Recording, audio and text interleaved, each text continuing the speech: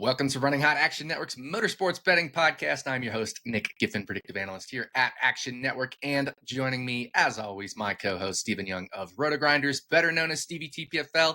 And this week, we're talking bets for the Southern 500 at Darlington Raceway here on Running Hot.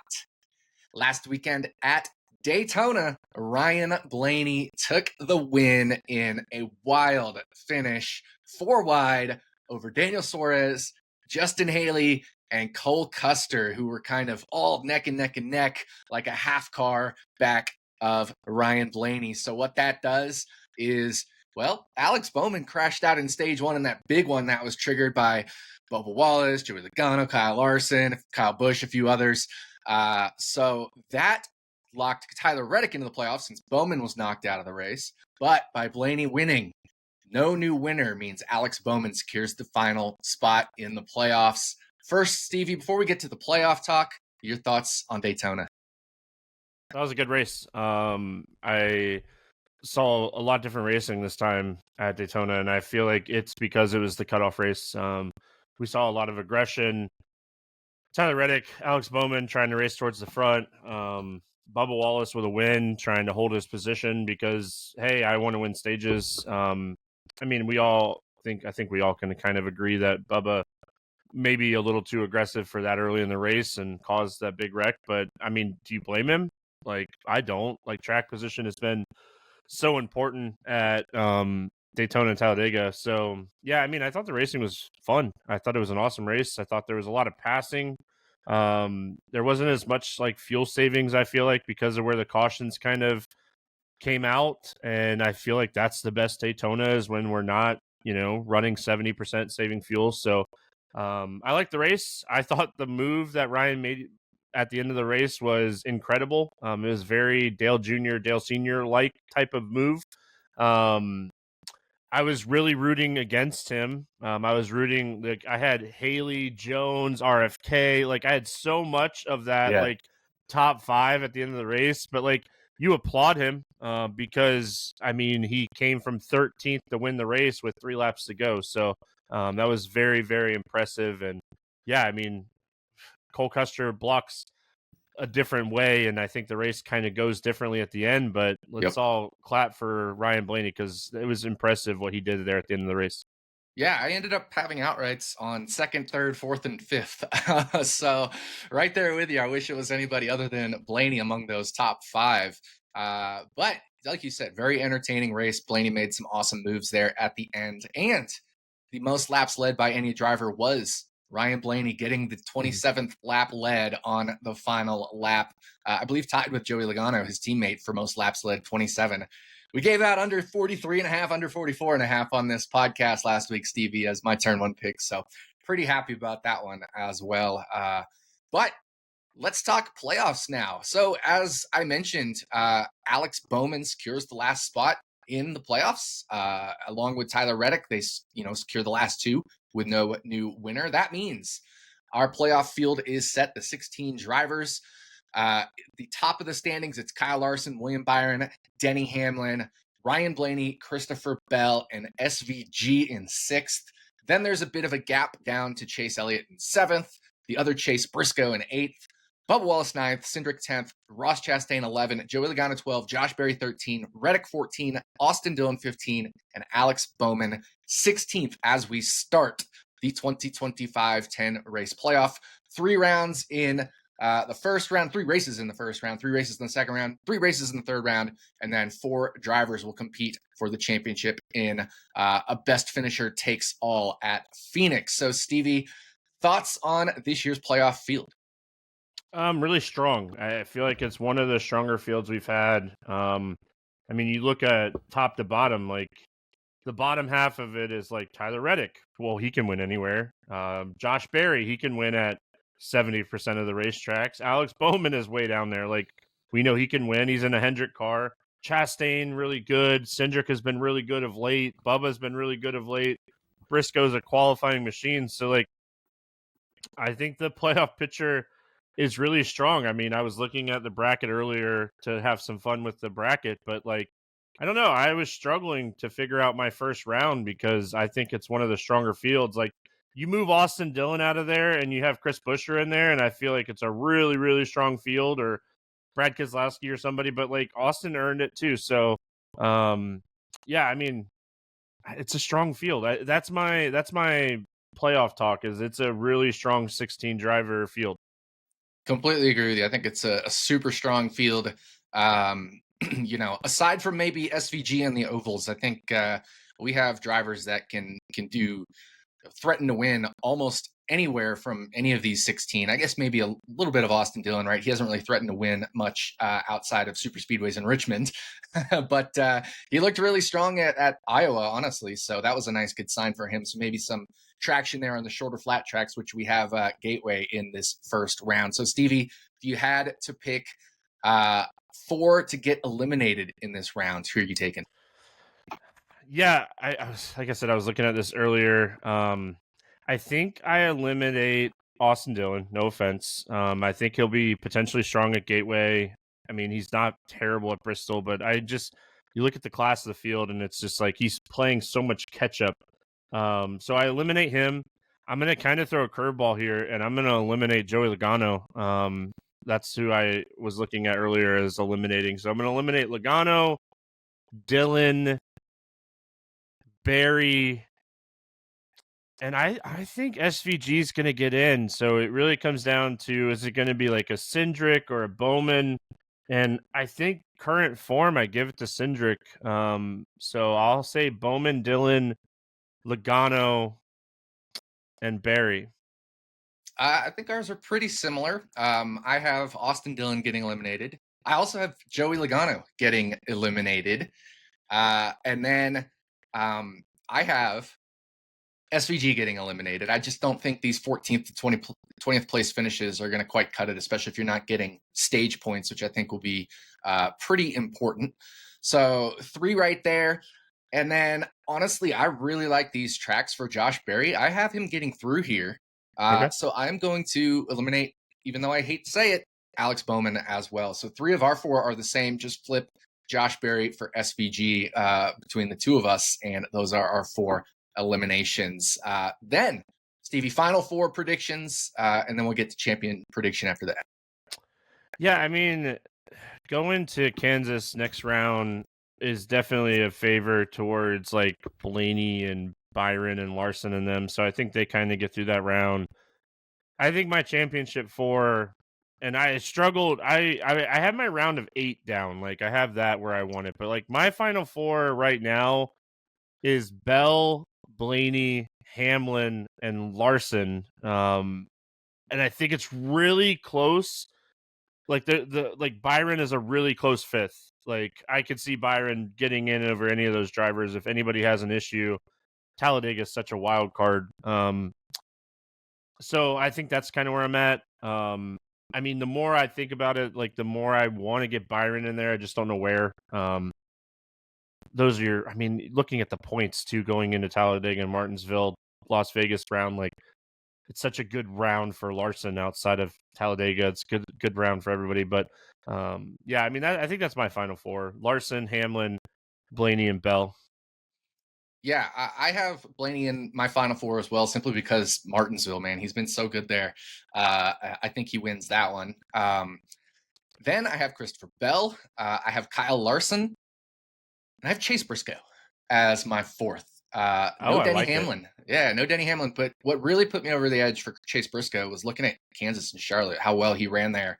And I think he's going to run really well at Las Vegas. Martinsville's always been a strong track for Chase Briscoe.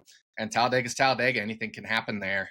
So, if Denny gets caught up or Briscoe has a good race and avoids getting caught up, he could be in that final 4 as well. And then, Stevie, who do you have winning it all? I got Ryan Blaney winning the championship this year. You look at Phoenix and you look at the data for Phoenix and you look where he's at points wise. He's good at Vegas. He's good at Martinsville.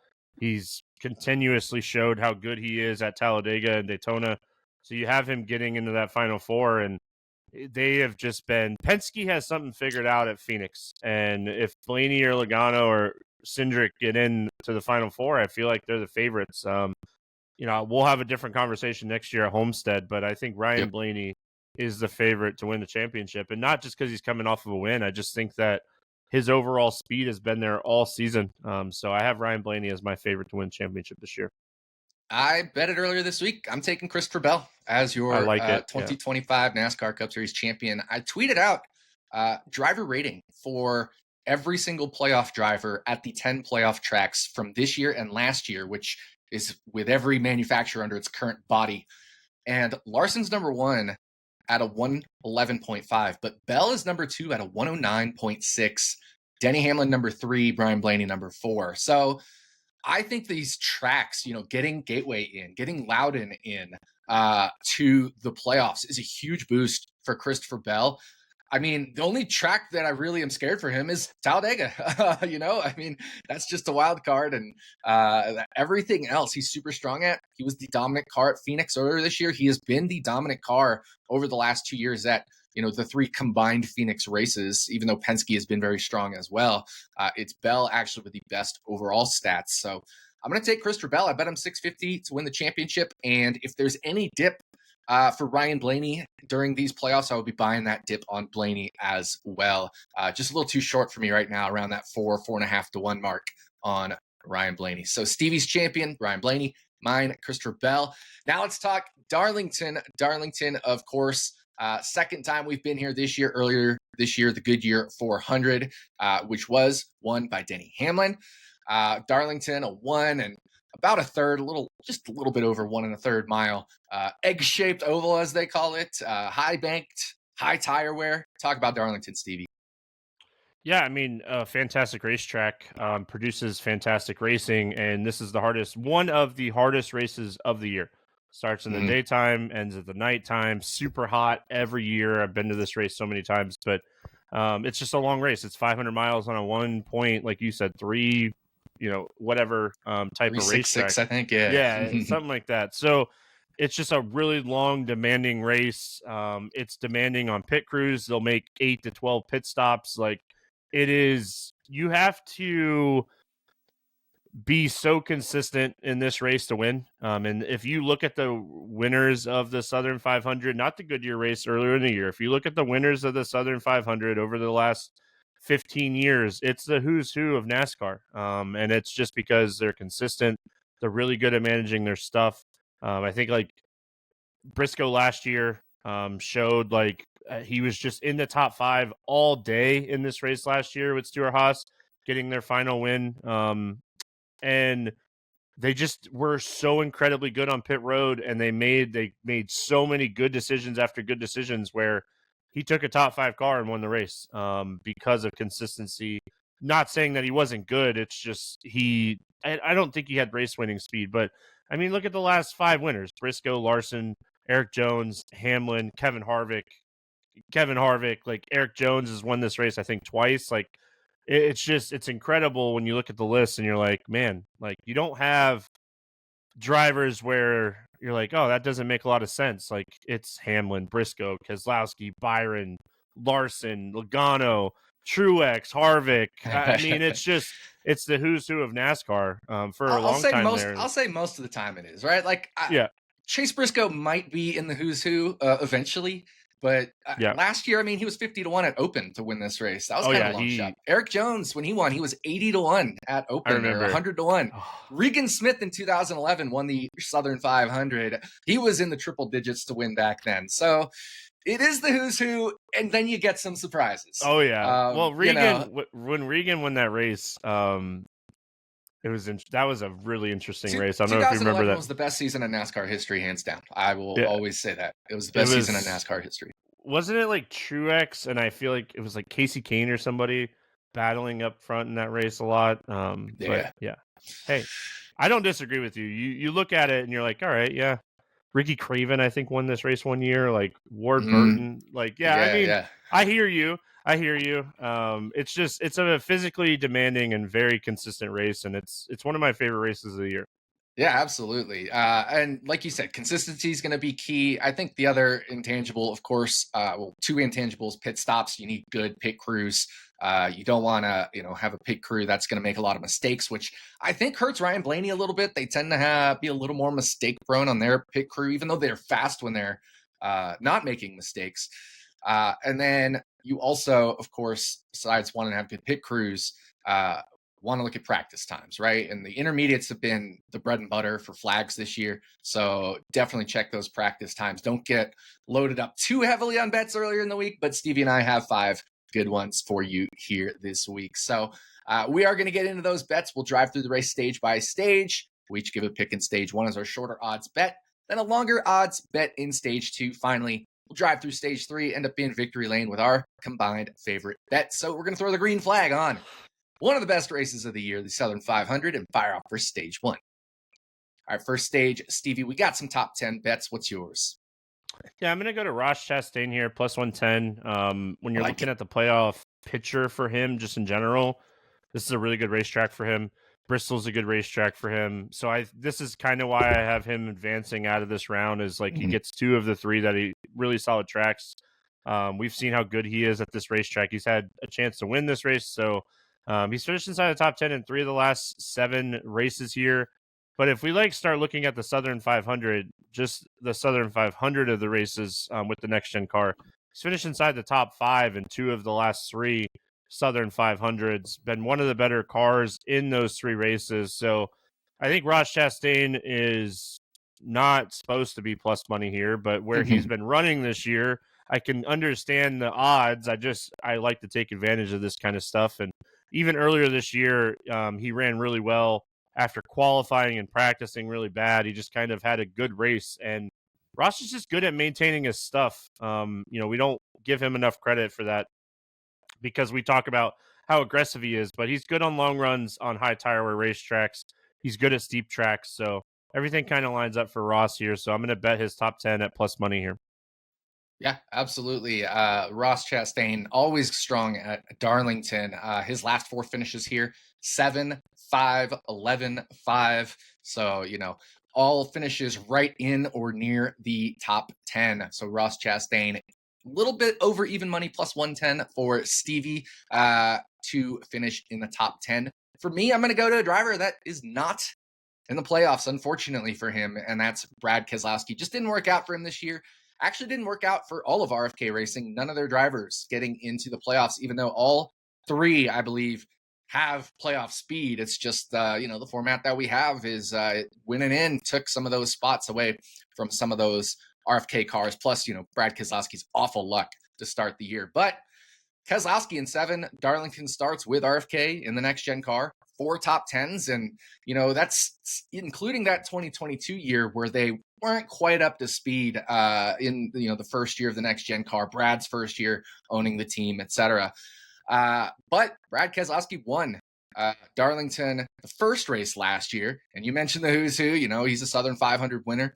Earlier this year, Darlington, he finished 6th in stage 1 after starting 20th. So we know he had a car that was capable of moving through the field. He was running 6th earlier this year when the lug nut fell off of his car. I think he was a car that was capable of a top 5 finish earlier this year at Darlington.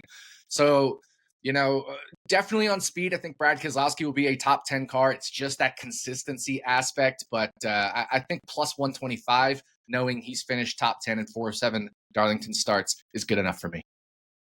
Yeah, I like Brad on high tire wear tracks. We talk about this all the time. Him, Denny Hamlin, just class of the field at maintaining their stuff. So, yeah, I'm all in on this. The only thing that I will say that worries me just a pinch, and I don't know if it worries me more this weekend because these cars are probably already ready weeks ahead of time, but RFK is going to go into testing mode. They are going to test the next 9 weeks, 10 weeks. So we've seen them do this a bunch in the past, and sometimes you just have to look at their practice stuff because they'll have different setups on cars, testing stuff, and one car will just be extremely fast and one car will be really bad. And with these cars that we have right now with the next gen cars, you can't go and wholesale the car. So if they don't have speed in practice, they're typically not very good.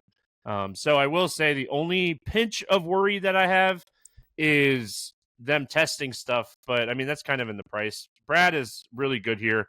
He's really good at high tire wear tracks. So I think it's worth the risk to take shots on him. I will say in 2022, when BK did not make the playoffs, he finished 7th in this exact race as the playoff opener as well. So, possibly a pinch of worry, but we've seen him finish top 10 in this situation in the past. So that's stage one. Stevie has Ross Chastain for a top 10 finish at plus 110. I've got Brad Keselowski for top 10 finish plus 125 at ESPN Bet at the time that we are recording this. So we're going to throw the green and white checkered on stage one. Darlington, we're absolutely coming in for 4 tires and fuel. And before we fire off for stage two, just a reminder, football season is here. Literally just like 1 week away from the first NFL game. And we've got some huge improvements and updates coming on the award-winning Action Network app. I'm very excited about these big updates. I've previewed some of these. They're going to be awesome. So make sure to get the most out of the app. You'll still need to be an Action Pro subscriber. It's only with Action Pro you get real-time picks and pick alerts from me, the entire Action Network team of experts. Plus, you can access our pro projections powered by our Director of Predictive Analytics, Sean Kerner, and the rest of our Predictive Analytics team, plus a ton of other benefits. And right now, Running Hot listeners can save $20 off the annual price of Action Pro. Just go to actionnetwork.com/pro and use code POD20. That's actionnetwork.com/pro and use code POD20. That's POD20 for $20 off the annual price of Action Pro. All right, Stevie, it is time to take the green flag for stage two. And instead of a top 10 bet, you're going to some manufacturer stuff. And this is an interesting one. Tell us what you got. Yeah, so I want to bet both of these, and this isn't one you're going to get rich off of, but my model has this as a very, very high probability bet. It's winning manufacturer Chevy at plus 160 and betting Toyota at plus 160. And again, like I said, you're not going to make a fortune off of this bet, but looking at the data, looking at the speed of the data, my model has Chevy and Toyota 8 out of the top 10 cars in speed. Which is fantastic when you're looking at the odds of this bet. And if you're looking at the top 5, I mean, it's just dominated by Byron, Reddick, Hamlin, Larson, but Ryan Blaney's there. So, I mean, you know that you're kind of fading a Ryan Blaney win when betting this. Buescher, Keselowski, they can win too. Don't get me wrong, Logano. But if we look at earlier this year, I mean, it was William Byron's show. I mean, he was by far the fastest car here. Ryan Blaney was the second fastest car. They couldn't get off of pit road and on pit road clean a couple times, and it hurt him. And you talked about it already. When we look at pit crew rankings, 9 of the top 10 cars on pit crew rankings are Chevy or Toyota. So my model just absolutely love this bet. And I'm going to go with it. It's early in the week. I think that we'll see one of these lines drop to probably plus 130 and the other one plus 150. And then you'll potentially see Ford come a little closer to them. But I don't even hate the idea of betting Ford later in the week if you feel like Ryan Blaney is just going to be the class of the field. But I am personally going to stick with these two and hope that this hits and make a little money on a really high probability bet in my model. You know what's funny is both my bets are on Ford drivers, but not to win. Yeah. So I'm totally fine with this. Like you said, I think aside from Ryan Blaney, the Ford camp, I wouldn't say it's super thin. Like there's a lot of good drivers: Brad Keselowski, Joey Logano, Josh Berry, and Chris Buescher should be pretty good here. Ryan Preece was pretty solid here last year in that Stewart Haas car, but the winning upside, it's pretty tough, to see the winning upside from some of these cars. So agree with you there. And I definitely think that, the drivers to beat are your Hamlins, your Larsons, your Byrons, Bells, even your Briscoes or Elliots or Ross Chastain, right? So I think Chevy, Tyler Reddick, this field is super deep for both Chevy and Toyota. So yeah, I'm with you on the depth of the upside from the Chevy and the Toyota camp. For me, though, talked about it, I'm on another Ford driver, and I'm going to take a long shot here. I'm going to take Noah Gragson, not to win, but for a top 10 finish. You can get that 10-1 at FanDuel. And look, Noah Gregson's 34th in the point standings. You can be like, what are you doing betting Noah Gragson for a top 10 finish? Well, Darlington arguably was his best track in the Xfinity Series, that and or Homestead. He won 3 of the last 4 starts he made at Darlington and Homestead. And we always say Homestead is Darlington's best comp because of the tire wear, because of the shape and the size, the banking. So this is a very good track for Noah Gragson. He finished 16th at Homestead earlier this year, 19th at Darlington. And that's like close enough for a 10-1 odds bet. And those were 400-mile races. Now we have a 500-mile race. There does tend to be a little bit of attrition, more mistakes. Just you talk about the hot, grueling nature of a long race. That allows a few extra long shots to hit, whether it's a top 10 long shot or occasionally these outright long shots. Now, I don't think Noah's shown the upside enough to bet his outright at 250 to 1, like I did Eric Jones when I bet him 80 or whatever it was to 1 in 2022 when he won the Southern 500. But I have seen enough from Noah Gragson to bet his top 10 at 10 to 1. Look, he finished 10th earlier this year at Charlotte. That's good enough. And Charlotte was that 600-mile race where we get that extra attrition. Kansas, he was 14th. That's starting to turn into some tire wear there. So Noah Gragson has shown he is capable of performing at these tire wear intermediate tracks. Even Charlotte's starting to get some wear, especially over longer runs. But just again, the 600 lap nature of that helped him out there. Noah Gragson ran really well at Texas. I know that's a lower tire wear, but he got wrecked out in that mistake I think that Bubba Wallace made.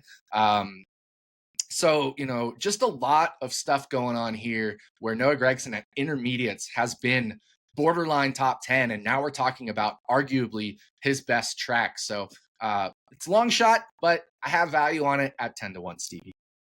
Well, you know me, I love funsy bets. And why not take a funsy bet on a guy that's good at steep tracks, good at high tire wear tracks, good at Darlington. You mentioned it. He was good at Homestead. The equipment that he's in has shown the ability to win races, not just top 10. So, Gragson, he's his own worst enemy sometimes, but needs to get going. There's been a lot of talks about him potentially being on the hot seat after next year if he doesn't get going. So, really need to see him start to put together some races here at the end of the year. Yeah, I mean, I agree with that, right? Like, if you look at his championship standings, he finished 24th last year for Stuart Haas. He's sitting 34th this year in points. In 2023, he didn't have but one finish better than 20th before his season was cut short with Legacy Motor Club. Now, he hasn't been racing in top tier equipment in any of these, but you want to see some finishes inside or near that top 20 in points for Noah Gragson. And he just hasn't quite done it. So, yeah, he could be on the hot seat in the next year or two if those results don't pick up. And for him, hopefully it starts this weekend with a top 10 finish at Darlington. So that's it for stage 2. Stevie has Chevy plus 160 and Toyota plus 160 to win the race. And I have Noah Gragson top 10 at 10 to 1. So that's stage 2. We're going to drive through stage 3, take the checkered flag, and end up in victory lane. Stevie, what do we have for our favorite bet this weekend? Yeah, not only is this our favorite bet for victory lane this week, but it's also my favorite early week bet. I was a little thrown off when I saw the odds of this bet, and Nick opened the sheet and he's like, I like that. And, that's how we come up with our victory lane pick most weeks. And when we come up with them that way, there's when we feel the most confident, and I feel like we're doing really well with these. But it's Chase Elliott for a top 10 at plus 115. Some books have this at plus 100. I live in Florida, so Hard Rock is all I have. So plus 115 is better. But not everyone has that. I like this to about minus 115. I think that Chase has a really high probability to finish inside the top 10 this week. He's finished inside the top 10 in 4 of the last 7 Darlington races. Speed has been really good for him at these high tire wear racetracks. And he has one of the best pit crews on pit road, which, again, matters so much when we come to a racetrack like this. So he was really bad at the start of the race earlier this year, but he was one of the best cars late in the race, and I think they can build off of that. He finished 8th here earlier this year with that race where he was like a 20th place car the first 150 laps of that race, and he just got better. Now I think that gives them a good starting point for this weekend. And again, pit crew and consistency matters. Hendrick plus 115 for a Hendrick car for a top 10 just seems a little weird, but yeah, I mean, I'm in on this. I saw it, I instantly bet it, and I'm not this is just one of those ones where I'm not thinking twice about it. I'm betting Chase Elliott to finish inside the top 10. Yeah, I definitely don't think twice about it. I mean, we're talking about one of the most consistent guys in the series this year. That's why he was, in contention for the regular season points because he's only had 2 bad finishes all year. Now they came at Watkins Glen and Richmond, like 2 of the last 3 races right before the playoffs started, but those were kind of extenuating circumstances there. So, Chase Elliott, just super consistent all year. Darlington, a super solid track for him. So when we talk about Chase Elliott, right, 8th earlier this year at Darlington, 11th, 12th, 8th. We're talking about a driver 3rd, right, who's always in, again, just like BK, just like Ross Chastain, always in or near that top 10 every single Darlington race. So anything plus odds, whether it's even money, plus 100 or plus 115, I like that as well. So Chase Elliott, top 10 finish plus money is our victory lane pick. And a bonus victory lane pick just from me. This is the IndyCar season finale. They are at Nashville Super Speedway. Of course, NASCAR ran at Nashville earlier this year. But for my victory lane pick for the IndyCar season finale, the Borchetta Bourbon Music City Grand Prix, I'm going to go with my guy. I'm wearing his hat, Kyle Kirkwood, to win the race. You can get it at 10-1 at ESPN Bet. It was 12-1 earlier in the week at DraftKings. I actually didn't bet it then. I was hoping for a 15 because we've seen some 15s or 20s on Kirkwood at some of the other more recent ovals, and the books didn't play nice. They were on to him, but I still like it at 10-1. Kyle Kirkwood on the pole for this race last year, dominated the early portion of the race, came in for a pit stop, and right after as he was coming out of the pits, caution, yellow flag. He gets trapped a lap down through no fault of his own, just bad luck. He comes back to finish on the lead lap in 4th place. His teammate, so the whole team was running well, Colton Herta, ends up winning the race. Earlier this year, Kyle Kirkwood won at Gateway, Worldwide Technology Raceway, which is where NASCAR will be next week. That is the best comparable track for Nashville Super Speedway on the IndyCar circuit. And again, Kyle Kirkwood won that race. So 10-1, Kyle Kirkwood, my driver, my guy, victory lane pick. Number 2 here for the IndyCar season finale. And that is going to do it for us. Thank you for listening to the Southern 500 episode of Running Hot Action Network's Motorsports Betting Podcast. If you'd like to tail some of the bets we discussed today, look for the quick slip link in the podcast and video descriptions, or go to actionnetwork.com/bet now. We'll be back next week to talk bets for the Enjoy Illinois 300 at Worldwide Technology Raceway, aka Gateway. On behalf of my co-host, Stephen Young, thanks again for listening. We'll see you back here next week on Running Hot from Action Network.